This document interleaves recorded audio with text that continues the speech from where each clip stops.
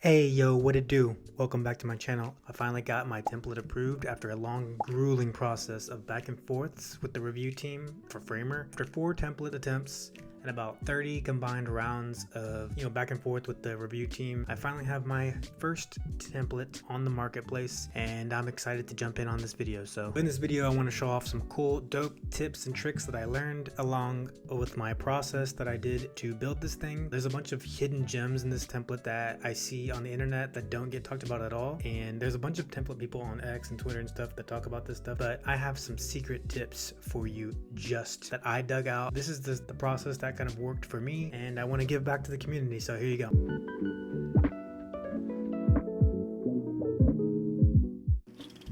So like I said, everybody's story is different, and so I want to share with what worked for me, all the process that I went through. There's a bunch of cool stuff that I have that I think that's kind of hidden, that's going to help you understand better what they mean when they send you those generic email templates. You know the one I'm talking about. Those ones that people get headaches on. They're always asking about tips like, what does this mean? So today I'm going to share that with you right now. Okay, my first tip. Okay, this is a pretty basic one, but this will work for you guys. Watch. That is set up a template layout. I don't know if it's super obvious or not. This is one of the tips that doesn't get talked about too much, and that is setting up a template layout and making sure you have one set up, because even if you have just one single landing page, if a user creates another page, you want to keep that consistency and make it easy for them.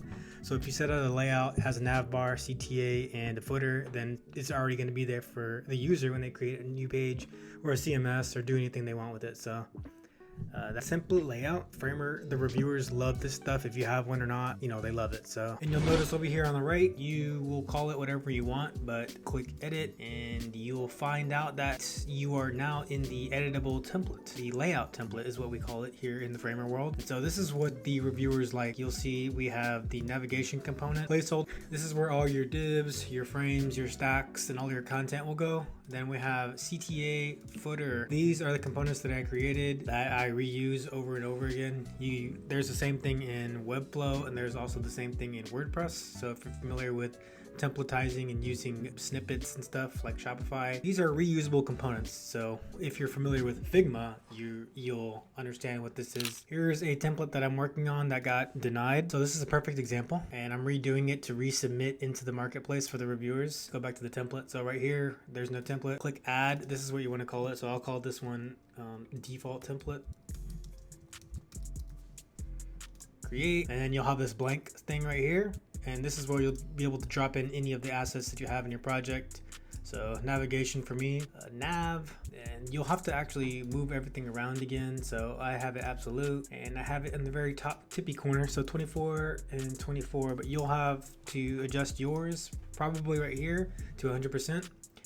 But there's that, and if you preview it, nothing. So next I would probably drop in a footer, go to layers. So now we have nav, the placeholder content, and a footer. And this is what I was talking about right here. You move it over here and you'll put in relative 100%, and boom, now you have a layout. Okay, so that's an example of creating template. Yeah, so that's tip number 1. Pretty simple, really just creating a layout template. Okay guys, tip number 2. All right, this is the big one right here. So it's layout spacing. I'll probably drop in the email. Like I said, you're familiar with the email that you receive, the generic one. Spacing inconsistency is not working. So let me just show you this awesome sick tip right here. Check it out. So you can search manually. So you'll click desktop and you will click hero. You'll go by section. This is the manual method.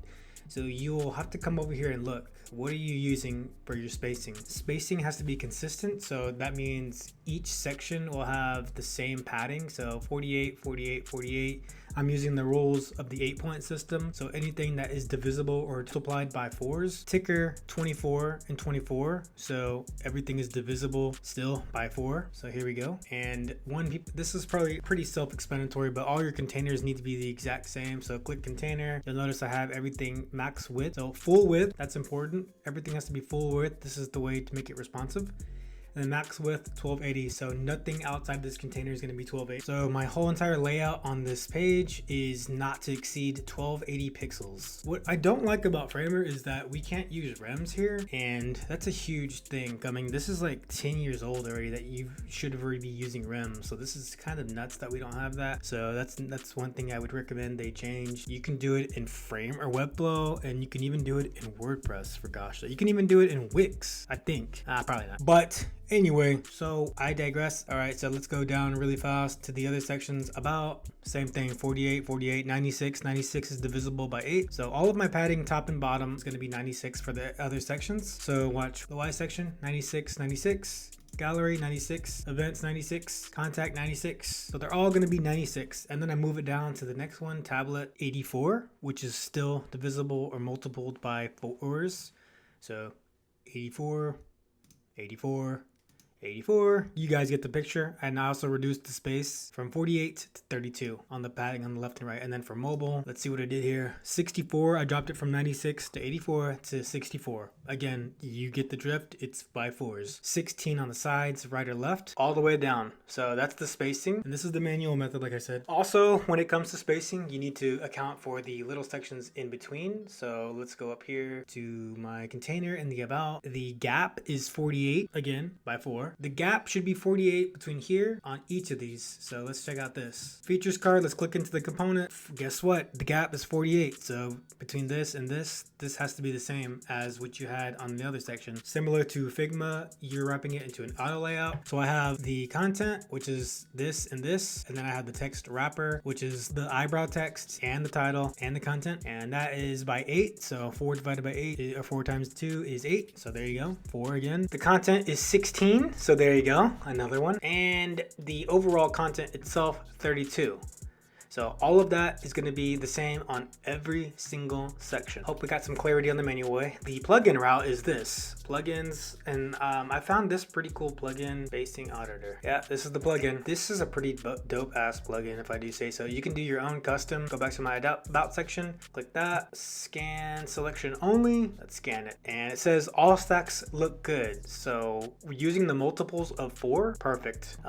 Clean. Look at that. 96, 48, 96, 48, 0. 0, 0, 0, 0, 48, 48, 32. So all of these are going to be by the rule of 4, like I mentioned. So Spacing Auditor, game changing plugin. I'd highly recommend it if you really want to go through and check all of your spacing and inconsistencies. Tip number 3. What is the visual hierarchy message? What are we dealing with when they say that? We've decided to reject your submission. Here's one of them. Hierarchy. UI elements like a clear visual priority. Use proper contrast, sizing, spacing, and blah blah blah. Simplicity. Layout. Some sections feel disconnected. So layout and hierarchy. Those are the two ones that are pretty confusing to people. And let me learn you something real quick. So they want you to have the same color throughout all of your image, kind of like a theme. So like I'm using greens. So you see how this thing flows? It's got the green CTA with the little bit of this goldish hue gradient to it. So what I did was find an image. First off, I used Midjourney to generate this image. I used Kiddle to bring in the logo that I created. I actually created the logo in Kiddle as well, and I used Kiddle to get the Midjourney image, and I drug that and I said, can you please add this logo to this paddle? And I did that. So as you can see, we have the green and golden hues. So I wanted to keep that consistent throughout the template. Green and gold hues here. I asked Midjourney again to generate the goldish hue and using some motion type technique. So you're basically the director. Think of yourself as a photographer without having to go out actually in the real world and do all this stuff. Put yourself in your photography director hat and basically you will create the vision that you want, but you use tools like AI as leverage to help out. So Midjourney, in this particular case, I was the director and I said, please create these golden hues, keep it consistent. And I used that one, and then same here, please generate me a gold and green type marble for the table. Keep it like it was what? Golden hour photography, film, grainy, editorial photography. That's what I used throughout this whole thing. So I got that. Same thing here. Here I found this, actually I found this image image, and one of the issues is I didn't have high quality photos, so I used the plugin. Obviously everybody knows this one, so I don't really need to beat a dead horse about it. Go to plugins and go to Unsplash. A lot of people are using Lummy, but I'm trying to keep some of them off of AI because the reviewers will review it and they'll deem it low quality. So in this particular case, I'm using Pickleball, so Unsplash, Pickleball, and here you go. Now I'm looking for a greenish hue. This one right here, see how it has this like goldish color grade here to it. It's not green, it's bluish, but it'll work in this particular case. Same thing. I actually had a video here, but it wasn't high quality, and so again, the reviewers are looking for high quality assets, and this wasn't one of them, so I changed it to this Parallax Media plugin that are our component. Same thing here. These are all AI generated, and since this is a slideshow, this black and white photo will work. It's like a selfie, so it goes with a theme. The greens, again, visual hierarchy. You're gonna match the greens throughout the whole entire way, throughout the whole entire template. See, it's got this greenish hue for the events. Here it is again, golden and green hues. Down here we got the green, and so that's what it really means for the visual hierarchy, is you want to have this like the same, you don't want to have all these different hues, black, blues, reds, or anything crazy to like just disrupt the whole flow of the workflow here. So, and you can come to my Midjourney here and I'll show you around what I did. Here's a few of them. I tried to do a video and it didn't look good. I see it's all choppy, so the videos didn't turn out well, but here's the image. Here's some of the images. Two beautiful mid-20s women sitting on the couch wearing sports, glass, designer, editorial, flash. So this is the main thing that I use for this style. Editorial, flash film, grainy, moody, studio lighting. Let's click into it. I used the original image as a reference, so this is how you keep consistency. You will click over here, add image, style reference, click that. So let's say I want the same motion blur again. You click that and you tell it what you want, and it'll be consistent because you're using that same style reference. So one little example here. Look at this. This image is beautiful. So we're gonna click use image as a reference. Let's get rid of this one. What do I want? What do I want? Too young, wearing designer shades. I know it doesn't speak slang. Designer glasses and making a toast. So this is just a basic prompt. Two young Hispanic men on the couch wearing designer glasses and making a toast. Cocktails. Okay, and I'm using this reference as a image reference, so let's keep it at landscape. Stylize. This is you. Do you want it exactly like this or not? Let's keep it at 100. That is the pretty good ratio to use. So let's do that. So yeah, basically what the visual hierarchy is entailing is that you need your template is cheeks and it needs better quality design throughout using better images. So all right, let's go back to Midjourney. Boom. Look at that, same color scheme. I just dropped the basic prompt, two young men. So I could use this. See, this one looks fake. I don't like that.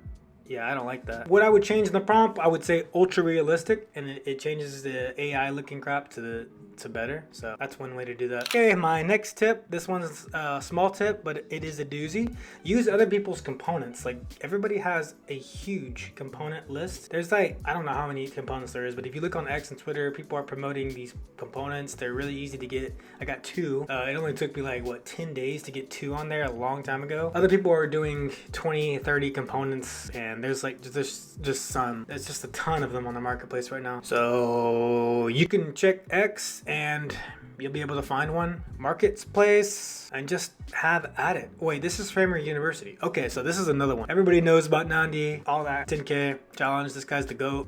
His original thing was creating free components, and this is just like a gem of stuff. Him and his team created the most craziest components. So just have at it. Look at this one right here. This is that famous Nando F1 racer. So just go through, see if something is matching your aesthetic. So just look at all these components. See what I'm talking about. So Framer Marketplace. Let's go to the marketplace, components, and like I said, look at all of these components. There's just tons of them. There's a bunch of free ones. Typewriter effect is a huge one. You can just toss this one onto a bento box card and have it animate, and there you go. You have an animated component right off the rip. So for mine, I used, let's go into assets. Let's go to Framer University. I use this blur gradient. So when you're scrolling, you'll notice down here, you'll have a blur gradient. It just makes it more luxury because I'm going for the luxury theme for this one. So I use that. Pretty easy to customize. It's self-explanatory. Control the blur, the direction, whatever. Another one I used, this is the biggest one ever. This is probably a hidden little gem here. Smooth scroll. So if you ever noticed this buttery smooth scrolling animation, in Webflow we used this hack called Linus, and we had to hack in some JavaScript to get this effect, but I don't know if they do that anymore. But with here, you just drop in the smooth scroll component, and this is one of Nandi's, but I'm sure there's some other ones. But as you can see, it's just buttery smooth. It makes it more premium. You don't have to use this. A lot of people don't like it, but a lot of people make it feel more premium. So there's that one. Another one I use is Parallax Media. So click on play. You'll notice that this little image is being parallaxed. There is other ways you could do it, super simple, but this Parallax Media one makes it way more smoother. Right here in my Contacts Us section, it's parallaxing. So just small little details like that, you'll get more notice from the reviewers. All right, another hidden gem for you guys. This is another one that you're going to get a generic email about. They're not going to tell you exactly what's going on with it, but you need to polish it up. And that is these animations. So make sure all of the animations are consistent. So let's click on this title, load it up, see how that loads in, this loads in, this loads in, this loads in. It all has to be the same. And how do you fix all that? Well, you can copy effects. You can copy that, click on another element down here for all the headers and click paste effects. Boom, paste effects. You could do that and it'll all be the same. Or my number one tip here for this is using easing supply. Found this one on X from one of my favorite designers. I forgot her name, honestly. If I go to Twitter and find it, I'll find it and I'll link it, but she's awesome. Here it is, Easing Supply. So it has all these beautiful animations. You can do smooth, snappy, spring, expressive, whatever look you're going for and feel for your template. Let's just do all. And if you go down here and you're familiar with how clean that Figma one is, you can see that Figma Gentle. So permission requested, yes. So when you click on it, it copies the effect style. So think of when you're clicking on one of these as the effect style, copy paste. So you're copying that. Here's the confusing part. When you click an element, go to effect, enter. Okay, let's use this card right here, this parallax card. Go to, no, not that one. Yeah, that's gonna be this. Yeah, okay, so enter. This is the effect part. This is where it says transition, and right here, and then Command V space. You're entering the new animation that you copied from Easing Supply. I use Figma Gentle, so that's what this is right here. Again, copies to clipboard, paste, delete, bam, paste it right here into the transition, and that's how you get that new effect. And you'll be able to grab this and just go through all of your content and make sure everything's the same. So that's one way to get your animations all the same and consistent, is do that. Let me just Control Z because I don't want it that. I already have something good. All right, again, you don't have to use these, but if you're changing the style, you can use those and make sure it's consistent. There's a bunch of already preset ones, so why not? You can also just use Framer's basic one and just change it that way, make sure everything's the same. So my other tip was make sure all your transitions and animations when you load in stuff is the same. Okay, one big huge giant tip here. This one is going to save you some time, and this one's going to make sure everything is consistent, and that is use UI component, like UI libraries. So in my particular case, I told you about this one in another video, and now I'm bringing it back up. I got this for Black Friday. They had a sale on it, and I was like, I might as well just get it, man. It's Black Friday. Let me see what it's all about. So Compa, and again, they upload new blocks every week. So you can start from a blueprint, which I wouldn't recommend, but blocks. So you can start from blocks and just think of it as like kind of like a wireframe, but everything's consistent. So let's go to the design pages and let's start with the hero. So let's do a hero. They have a whole slew of heroes that you can start with, whatever is fitting your fancy. Let's do hero 25. You want to have tablet and phone breakpoints for this one, but this is just for the design pages, so it doesn't matter. So zoom out. So boom, there you go. Look at that. You now have yourself a hero. And just to show it off more, let's take off the hero and let's do the next section would be content. Think of this as like your about content type section. So let's drop in this one, put it right here, and this is the design pages, so you kind of have to you have to kind of put them side by side. All right, so look, there you go. I have a full page right here ready to go. This just saves a bunch of time, and because it's consistent, and you could just come over here and it's already using what I already had, 4 points. So 96, 48, 40, 96 and 48 is actually what I ended up just using for this template. So I kept it the same and kind of just skewed it a little bit different when it scales down to tablet and mobile. But as you can see, it is just a fast way to jump in there and have all this stuff. Otherwise, you're going to be doing this, pressing F, doing that, pressing T, that, typing in crap, typing in T again, that, add stack, and everything from scratch, which is a huge time killer, or you could just drop in a section right here and adjust things to your fancy. So when you do this for compa, you can start, let's say I'm starting one here, you click that and you go into it, and here it is right here. And you could pretty much just start this and design your own button the way you say fit. So remove all these icons, just have at it, yeah. Do whatever you need to do. It creates those components for you already. So this brings me to my next other tip, and let me erase all of this. So the next tip is remove all of those unused components. Get all of those components out. Pretty self-explanatory. That tip's been going on. Everybody already knows that tip. Create your own styles. Everybody knows that tip. So, but what they didn't tell you is there's a shortcut. So yeah, so the manual way is click it, and if it says delete, then that means it's not being used. But let me delete these components because I'm not using them. Boom, boom, boom. So that's the manual way. But if you have like a ton of components that you're playing around with, then it's not an easy task. So the shortcut I have for you guys is unused components. There's already a plugin for it. Told you, there's a bunch of plugins. Let's hunt for components. Scan project. Boom. Unused components. And you just click X, X, X, X, X, X, X, X. Get them all out of here. Another tip, and I'm sure you guys already know it, text, styles, links, and other other assets. Put them in folders like this and name them all. Make sure make sure all of them are being used. Same way. One way to find out if if you're missing any colors that you haven't used yet, click on the highest level. So in this particular case, desktop, the highest level canvas thing, and scroll over here to the right. Click this, and you see how they all have names? That's because I'm using them all. The creators do not want any of them not having names, so make sure all of them have variables. Again, you kind of want to go through each section on here. So hero, colors, let's just go through it. Ticker, about, YS, gallery, it's all good, it's all good. Okay, let's go to tablet, same thing, nothing. You want to check every single page. So events page, click it. These linear ones, they're fine. You can have those linear ones. Event pages, yeah, all of them are going to be named. This template's already approved, so they're gonna, if you don't have them named, it'll be right here, and you just click on it, find out where it's at. So dark, neutral, they're all there. And like I said, put them all in folders, make it easier. I'll have all my neutrals, I have different shades, and then I have the official brand colors that I'm using, and then miscellaneous. Even the border colors, they have to be named. So right here, there's a border on this thing. Yeah, so I named the color, so you'll be able to click on the components and you'll see the same thing, colors. If these aren't named, they have to be. So even the border itself, if you have this transparent or blur effect type thing, glass effect, whatever it is, you want to name it, throw it into a folder. So base, transparent, I use the base color and I just made it transparent. Here is a secret hidden tip, a little gem, a little bonus gem if you're watching the video late. You want to go inside the component. Let's say you want to get all of the colors. This goes back to the other color one. You want to have names for all of the colors, and you want to make sure that the hex color or whatever, or RGB value, whatever you're using, does not show up. So let's use this featured card as another example. Again, into the same vein, into the same realm is right here, the variables that you set for these components. Make sure that the color is also saved. Do I have any where it has color? Oh, here we go, here we go, here we go. Here we go. I found one right here. Hover color. Oh my god. Yo, I found one. And look, right here, there's a mistake. Template got approved, but there is a mistake that I found on my own review on this video.